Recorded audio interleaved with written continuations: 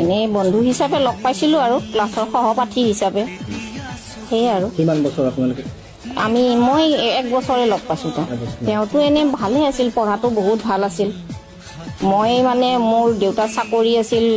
মচলপুৰত তাৰপৰা ট্ৰেন্সফাৰ হৈ আহিলে তামোলপুৰত মই ক্লাছ 10ত তাৰপিছত ক্লাছ 10ত আৰু পাওঁ মাজে মাজে তাৰমানে তেওঁ আছিল A ছেকশ্যনত মই আছিলোঁ B ছেকশ্যনত